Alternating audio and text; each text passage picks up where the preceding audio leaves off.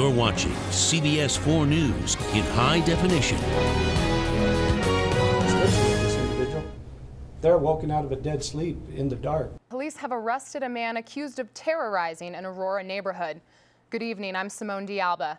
Aurora police say DNA led them to a man they believe is a serial rapist. 30-year-old Cameron Washington is accused in a string of sexual assaults. They happened at an apartment complex at South Chambers in East Ohio. He faces a multitude of charges that include sexual assault and burglary. CBS 4's Valerie Castro shows how police were able to make an arrest so quickly in the case. 30-year-old Cameron Washington is accused of raping 2 women and trying to rape a third. The crimes happened within days of each other, less than a block.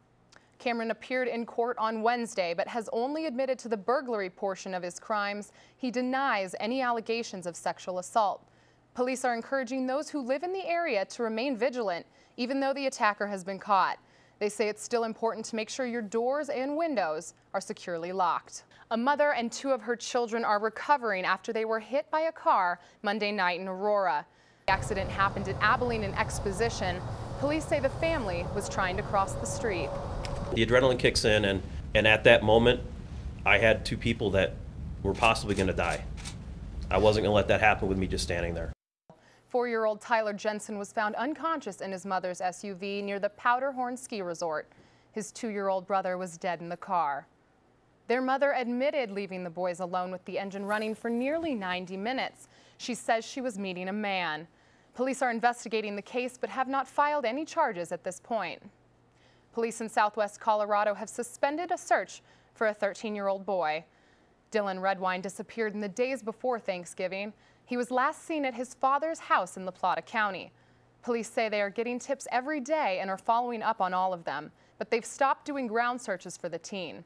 Investigators are still encouraging anyone with information to contact them. Wildfires are typically rare in December, but the Fern Lake fire is proving to be an exception. The blaze has burned around 3,500 acres in the Rocky Mountain National Park. Some homeowners were evacuated over the weekend. CBS 4's Northern Newsroom reporter Ty Brennan shows us that residents got back to their homes today. Fire crews from across the state. We're doing what's known as dry mopping. Are helping clear up hot spots within the Fern Lake fire's interior. We've been patrolling looking for spot fires. Right now, the blaze is burning in a remote area of the park, and fire crews are not able to reach it. Officials say they believe a campfire may be to blame. Smoking cigarettes on Pearl Street in Boulder may soon be a thing of the past. Boulder City Council is set to vote on Tuesday whether to ban smoking on the pedestrian mall. The council gave its initial stamp of approval in October. Mayor Matt Applebaum says the council has received little to no opposition on the proposed ban. If put into effect, the ban will apply to Pearl Street Mall and the lawn of the Boulder County Courthouse. Just 4 weeks away, the deadline is looming for the fiscal cliff. Both the president and Congress are still searching for ways to bridge the partisan gap. This plan or that plan, I think what we all agree on is something's got to get done. Republicans say they are willing to raise revenue by closing the tax loopholes and ending deductions. Analysts say without a deal, it could throw the economy right back into a recession. Iran is claiming that it has captured a U.S. drone. Navy officials say it's not American. They say all of their unmanned aircraft are accounted for. State-run television in Iran is showing an image of what they say is the drone. They're not offering information on when or where it was captured. The Navy says other countries have drones active in the region as well. Waves of violent protests in Egypt are drawing global attention. This comes on the heels of a recent announcement by Egyptian President Mohamed Morsi that would give his decisions immunity until a new constitution is drafted. Analysts believe that the clashes between pro- and anti-Morsi demonstrators could decide the future relationship between religion and state in the country. And there's about to be a new addition to the royal family. It has been confirmed that Princess Kate is expecting her first child. The baby hasn't even been born yet. Coming up, find out how the heir is already making history. Coming up, winter weather is on the way, and a little later, it's a wild time at the zoo. We'll take you on a tour of the lights. The search continues tonight for 10-year-old Jessica Ridgway, but here at the Westminster Police Department, it's become a waiting game.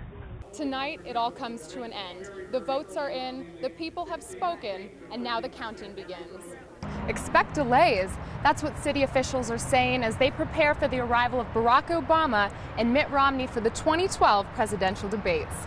Police have made an arrest in the deadly hit and run that killed Laura McDermott. 25-year-old Dennis Esquivel is in custody this evening.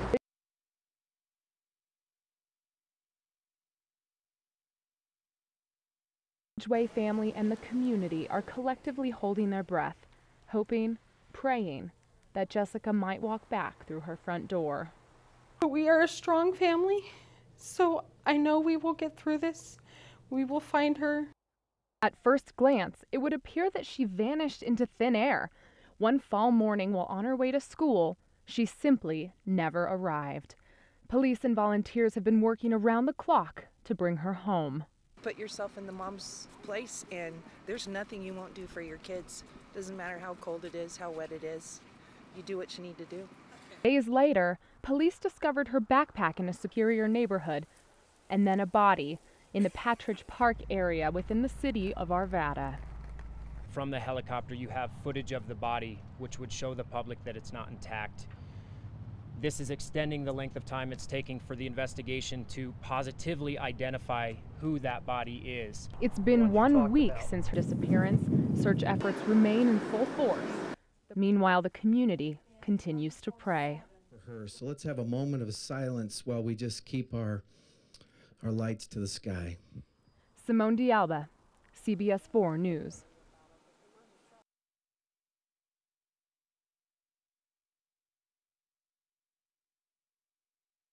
She's remembered as someone who loved to travel, someone who loved the outdoors. 32-year-old Laura McDermott's life was taken in the blink of an eye. The person that they ultimately took from us and everyone is a great person. Crossing a deserted intersection around 1 a.m. on Sunday, she was struck by a vehicle and left to die. The car didn't slow down or stop and just hit her.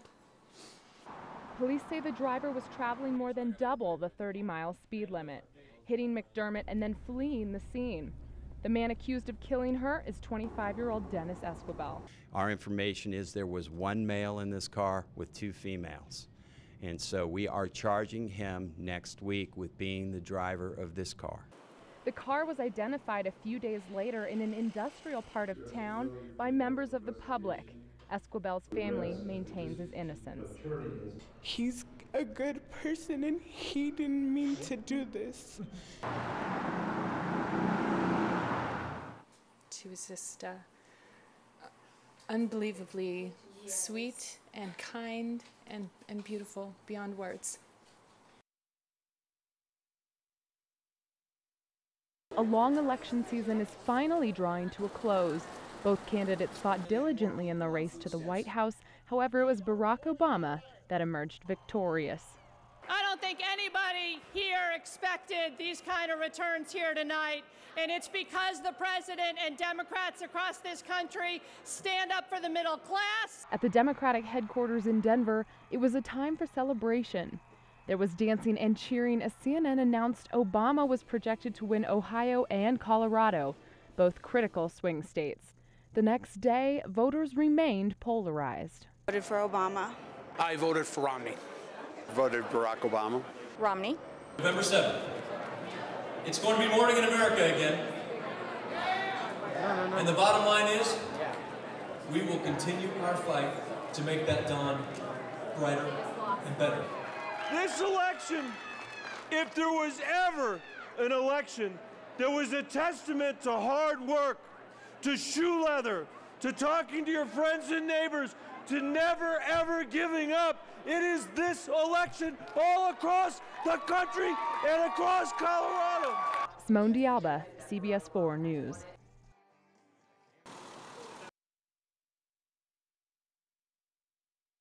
This voting season, many precincts are being held on church grounds. At the Sacred Heart of Mary, you have to drive by an anti-abortion display in order to vote. No voter should have to make a moral judgment about whether or not to enter her polling place on Election Day. This display creates that moral dilemma for some people. Many in the Boulder community are questioning what happened to the separation of church and state. The government cannot mandate no display of religion, that we are free to practice our religion, and since we're at a church, it's absolutely appropriate. There are many other public places. There's schools, there's auditoriums, there's other neutral places that would be better choices. The church has refused to take down the display and claim it is within their rights. Simone D'Alba, CBS 4 News.